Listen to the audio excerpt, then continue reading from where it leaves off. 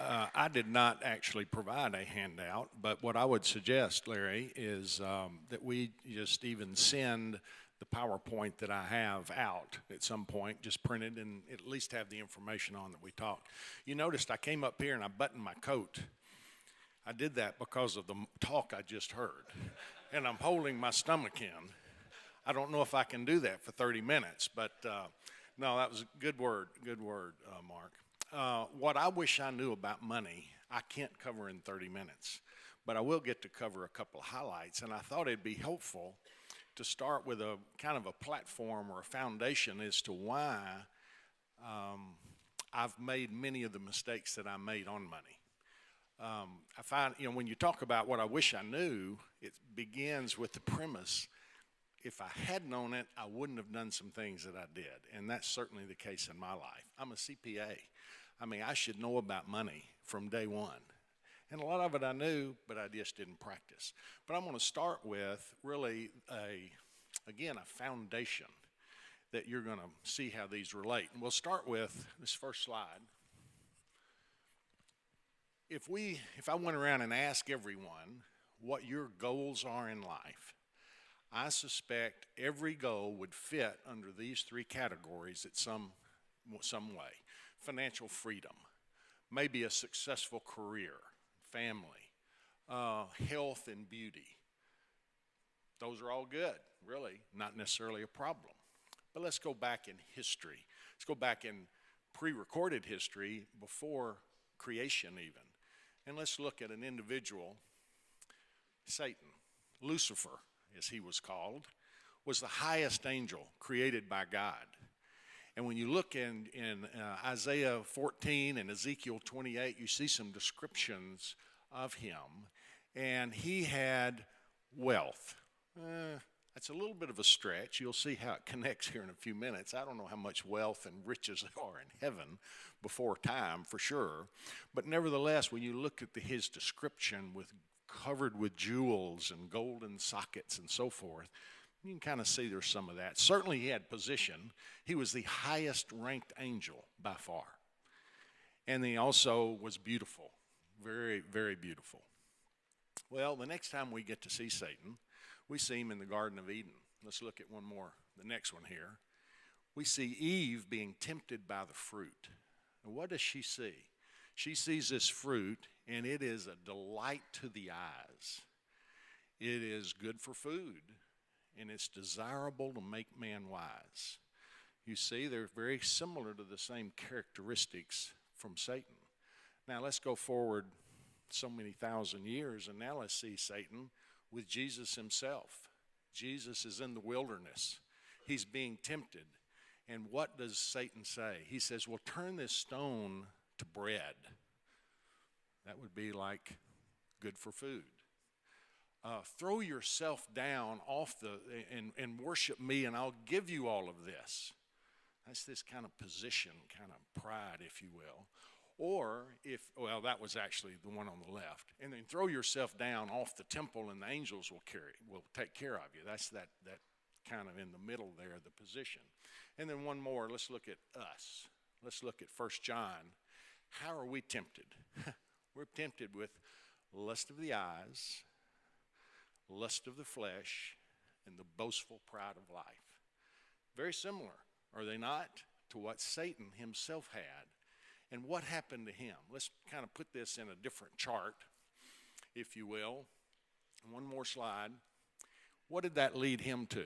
As we go back, we'll see that it led, and these verses will be on the handout that we see, but it led to pride and rebellion. Being the head angel, the top angel, wasn't good enough. He wanted to be God, which led then, next slide, to greed, which it says in Colossians is idolatry. So that's a foundation that you can see is very shaky. You don't put pyramids upside down for them to last, do they? Well, if we start at the top, which most of us do, and I did, that's the kind of foundation we're on from a financial standpoint, right? Now, let's look at the opposite of that. Let's look at the next one. What if we put God first? And there's several verses of that. How do we put God first? Well, you've heard some of that in Al's talk as well as Mark. I mean, it's truly trusting God for what he wants in our life, not what we want. And what does that lead to? That leads to humility and fear of the Lord. And then in Proverbs 22, one more says, the reward of humility and fear of the Lord is riches, honor, and life. The very thing we try to seek is really the result of putting God first. Now, let's be careful. I'm not talking about prosperity gospel here. I'm not saying, if you put God first, all this comes, because then, let's look at the next slide. When you start focusing there, well, we're right back upside down again. That's the prosperity gospel, because that's the focus. I'm talking about a focus of truly God first. Let's look here, the next one. That's really the focus. So what I thought I would do when I started talking about what I wish I knew is I'm going to address some of these under those same three categories. So let's start with the next slide. Maybe the second, one more. Whoa, those got real small in translation. No, that is the correct one, I think. Maybe not. Now, I don't have any notes up here. My slides are my notes. Now, how am I going to remember what to say next? Well, I'll just see if I can make it up. Well, we'll start with the middle one. We'll start with the boastful pride of life, okay? Success in work and so forth. When I started work, I'm a CPA. I started in a public accounting firm, and day one, my absolute goal was I was going to be the managing partner of this firm. Well, what I didn't realize at the time is we all have a design, and it's different. I am not managing partner kind of material. That's not what I do. So I had to learn that I need to find what I do best and step into that role. I found out what I do best is come alongside someone else and help them accomplish what they have using the other gifts that I have. So I learned that. Now, I should have learned that a long time ago, that position of pride and significance, if you will, because early life, God was not God. My God was football. I wanted to be successful in football, and when I was, it made me feel successful until I lost part of a big game. I lost when I was in college, and I realized that my God let me down. So I should have learned that, but I didn't. So let's progress in my accounting career. I'm now into it 12 and a half years, and I leave public accounting. Very successful I had been. I was a partner in a big 8 CPA firm, and I left for this reason, these two reasons, so I could work less and make more. Was that really the right motivation? Well, you know what that led to? I led to 5 jobs in less than 4 years. And all of them were, Mike, this isn't really working out anymore. You need to move on to something else. It was very painful because what I didn't recognize is God has a purpose of work. One of them is we honor him when we work according to how we're designed. And we provide for family, provide for others, as it says in Ephesians 4. But then in Genesis 3, God is cursing the ground because of Adam, saying, you cannot be successful unless you trust me. And I'm going to remind you the rest of your life, you can't do it by putting thorns and thistles in your job, in your work. Literal, at that time, we all face them, don't we? They're just not literal thorns and thistles. I was running from those. There's a phrase in the secular world, you don't leave a job, you go to a job. Well, I was leaving because I was running from it. And I paid the price. I wish I had known that I needed to work according to my design, and thorns and thistles are God ordained. Some other, let's see, is that one showing up? Here we go. How about this? How about this lesson? Don't guarantee a loan on something other than your primary business. Now, I say that because if you have a business and you have to get a line of credit or something of that nature, you're not going to be able to get one without a personal guarantee. That's just the way it works in our society. But when I helped a family member buy business and I guaranteed his loan, I paid a humongous price because he did a good job, but the business failed, and I continued to have to repay that loan. In fact, to this day, I still have some of that debt that I have to repay. How about this? Invest only with wise counsel. Well, I skipped. Yeah, there's another one I want to talk about too. Well, I'll get to that in a minute. Invest only with wise counsel. I have made many investment errors through the years because I was wise in my own eyes. I would read this or I'd read that, or I'd go to the gym and hear someone say, oh, this is what I did. Invest accordingly? No. You need a wise counselor. You need an investment advisor in order to help you know what to do with your money. Let's look at another area in the honor. Instead of honor, let's go to the next one, riches. What's the real purpose of the, quote, investment? Let me tell you a story. When we first started our CPA firm, we had all these great investment opportunities, but we had no money. But we went and borrowed money in order to invest in these deals. And here was one of them. There were some older, this is back before you see what you see on television today with remodeling old houses and fixing them up. This was in the late 70s. There were some old homes in downtown Little Rock that we could purchase for $10,000 and put $2,000 in it and sell for 20. So our mantra around the office was 10 plus 2 equal 20. Well, the problem was we didn't have the 10. So we went and borrowed all of it. And the only one that was successful, quote, successful was really 25 plus 10 equal 27. Now, I hope you're awake long enough to recognize that that's not successful. We lost money. But I didn't have any money to invest. I just borrowed it to gamble, in essence. So what is your real purpose of investments? Sure, if you have excess money and you've saved as you should, and we'll talk about that, investing is the appropriate thing. But when you go borrow money to invest, are you really investing? I would say not. Now, certainly real estate, part of the money you invest certainly will be borrowed money just because of the nature of that particular investment. How about this in the area of riches? Here we're managing a family, and we have a wife. Part of our role in a wife with our wives is we're supposed to help them be all God designed them to be. That's what I read in Ephesians 5, is it talks about how God presented to himself his bride without spot or blemish. I think that's part of our role as husbands.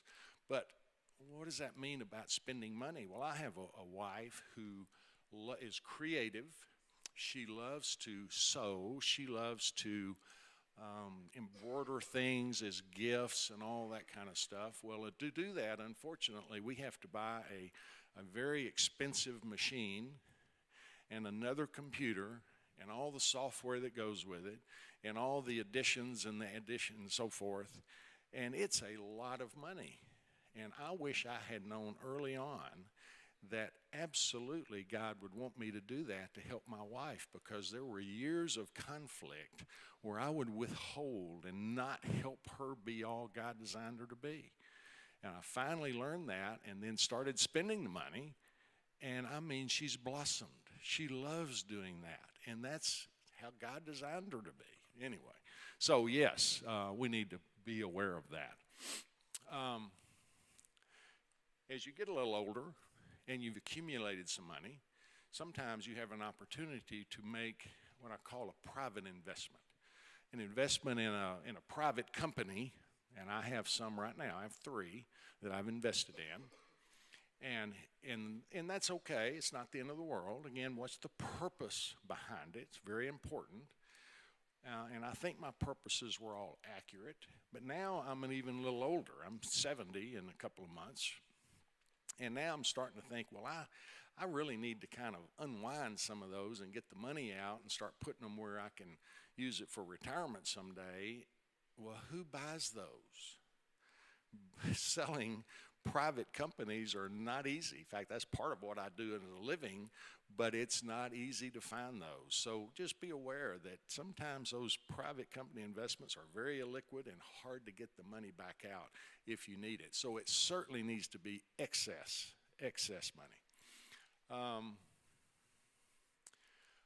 Okay, let's look at the next section. What about life? Honor, riches, life. You know, the life would be summarized again, what you can see, what you want, enjoyment of life, all those kinds of things. Well, can you spend too much on that? Absolutely you can. How much does a Starbucks latte cost? $4.50. You can spend $5, I think, if you had enough stuff in there, maybe more. Now, I do those, by the way, but how many of those have I spent through the years? I think about my parents who've now passed away, and what they would say is if they knew I was spending $5 for a cup of coffee, I mean, they would absolutely turn over in their grave, would they not? Now, I'm not saying you should not do that, but how much of those kind of things do we spend and not save for the long term? Now, there's a real, I do some financial courses, if you will, and counseling with people, and I talk about the order of saving sometimes. And one of the earlier priorities in saving really is for retirement. Now, some of you, and I've even said, well, retirement, you know, where's that in the Bible? Am I really going to retire and sit on the you know, do fishing all day or golf or whatever? Well, there is a day coming where you probably are not going to be paid for what you do. Somebody's going to say, well, you just don't need to come in anymore. You're too old or whatever. Now, if you do what Mark says, maybe you won't be too old. But the only way to save for retirement is over a long period of time, because it takes a lot. And the only way you can accomplish that is with some compound interest, which I'm sure all of you are familiar with. So how much are you spending on life now? When I look back over my life, again, I know about this stuff. I teach this stuff. But if I spent money that I should have saved, no question about it. I'd say everybody has to some degree. And I look now, and I am closer to retirement. I'm 70. I'm not planning on retiring, and why would I retire? I like what I do, and I like the people I do it with. Why not continue to do so? But if I wanted to quit today, I probably don't have quite, unless I could get out of all these private investments, I probably don't have enough to retire anyway. So you need to plan and do that well. And one of the ways to do that, by the way, is, I think it's another slide later, but I'll mention it now when I talk about retirement. If you work for a company that has a 401k or any kind of retirement plan, and they match any percentage or some percentage that you put in, if you're not putting money in, you're absolutely wasting money you've earned. Example, if you put $100 in, your company matches 50%. Well, that $50 that they didn't match because you didn't put in the 100, you've lost forever. It's completely wasted, but you've already earned it. It's part of your employment package. So absolutely take advantage of retirement type savings, especially when they are matched to some degree by your employer. Okay, now those are some big ones that are kind of fit under those three main categories: lust of the flesh, lust of the eyes, and the boastful pride of life. And as you can see, some of my notes, even though I didn't mention, sometimes they're in kind of one or the other. And then things like saving or not spending in order to save, you can actually get over into another area. You can start then being greedy and so, Scrooge-like, that now that's my God. I'm over here trying to accumulate wealth more than just spending money on life. So when you have a wife and kids, it's just recognize it's going to cost a lot of money, and that's okay. In fact, it's good. And that then leads us to number one principle when it comes to money. It's not yours or mine. The scripture is clear. Everything belongs to God. We manage it for him. Now, if I went around, if I knew each one of you and I went and talked to you and I said, here's Brandon. I know Brandon up here on the front row. I said, Brandon, now this wouldn't be the case because he's a lot younger than me, but nevertheless, I would like to set you up as my trustee for my kids when I pass away. Now, all my kids are grown, so that doesn't work, but you got the idea. If I said that, and I said, Brandon, would you do that? And he would say yes. And I said, now, would you probably treat that money different than your own? Everybody would say yes. I mean, you don't want to just ruin somebody else's life by using their money, right? Well, you sort of convict yourself when you say that. Because what you have in your own pocket is not yours. It's still God's too. It's someone else's. So how do we manage it for him, not treat it as our own? So let's look at just some other good things. Some of these things that we've done well through our 47 years of marriage, some we've not done as well. Give generously. I want to say the phrase, you can't outgive God. I'm hesitant in saying that because too many times that gets over in the prosperity gospel promises. If you give more, God gives you more. That's not the case. But if you are generous with God's money, I can see 47 years where he has provided. Now, sometimes it's been tight. We've had to cut back significantly at times, but God's provided. Give generously. You can't mess it up. Budget, plan.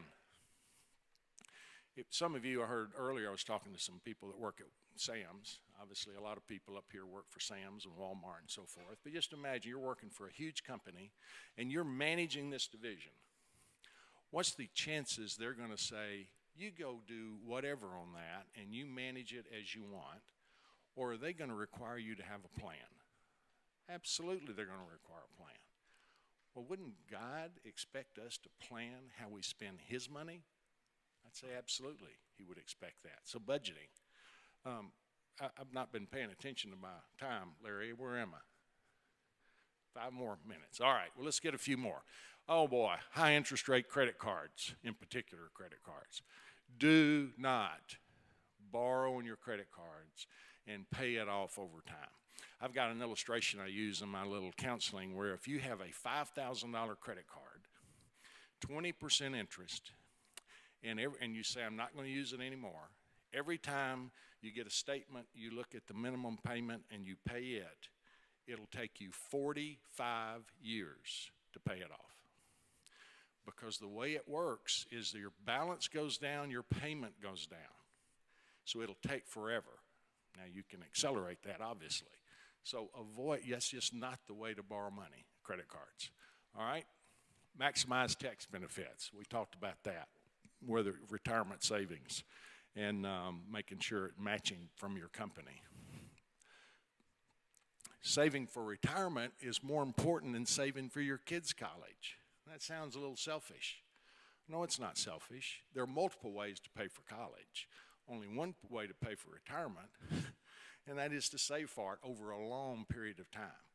Get on track with that, then come back to children. Give, don't loan to family and friends. Oh, my goodness. Oh, you got a buddy that comes along and says, hey, I'm in a tight, I need to borrow $1,000. Well, you have $1,000.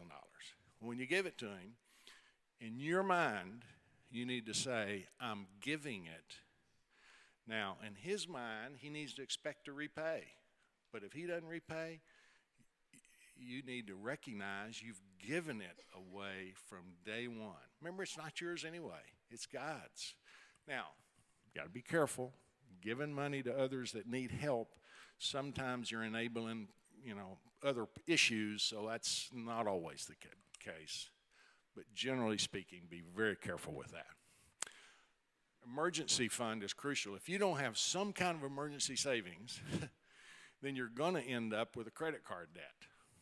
And we already saw the problems with that. So you got to save some along the way. Let's see what else we have. Is that the last one? I guess it was. That's all I know. I only had 30 minutes. I had to limit it to 30 minutes. So I'm going to summarize, though, this way. Back to our pyramids. What are we really seeking in life? If we truly seek to serve God and allow him to lead our life, then our financial order, our relationship order, our health, everything really fits well when we put him first. And when it comes to money, just recognize we don't spend our money, we're spending his money. So shouldn't we take it to him and ask him for his approval with a budget and so forth? So with that, I will turn it over.